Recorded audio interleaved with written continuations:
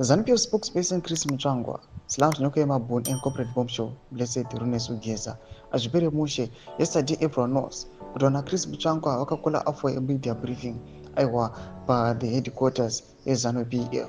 Panguva ino tiri kuona kuti achipa the media briefing pari kuona panzi the ruling party ZANU-PF is in chaos, is in disorder.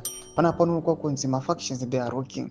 Anouya achitaura pamusoro achifara nokipchoge akaita vana nyoka yemabhunu. Sanapinda mashuka mudanyikwa pana abudobva subscribe or like on the bell icon. Tipinda panapa Chris Mutsvangwa mudanyura achiti and the sun is setting on ED's critics, says Mutsvangwa. Vana nyoka yemabhunu zvinenge zvatishatei. The ZANU-PF spokesperson ambassador Chris Mutsvangwa declared. He said, the long arm of the law will catch up on anyone matter their jurisdiction.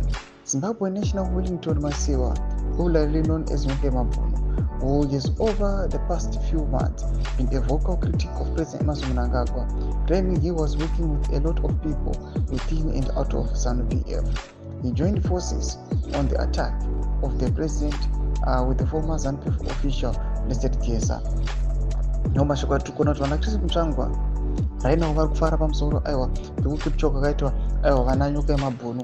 Anouya ati ari mashoko achiti aiwa vana South Africa as our sister republic, they helped us in attaining the liberation in the liberation war nekuwana independence, achiti aiwa South Africa iritori kusati kwapresident E.D. Mnangagwa hapana zvaingaita zvinoenda against the government. Panguva inoyi yatoona kuti kukipchoge akaitwa nyoka yemabhunu, even some of the people vari muSouth Africa vakaita maprotest and they are not happy. Vari kuona kuti aiwa kuuya achibatiwa panguva inoyi the regime ichitora advantage yekunyatsomusilenza pamwechete nekusilenza vana bombshell Runesi Ugeza.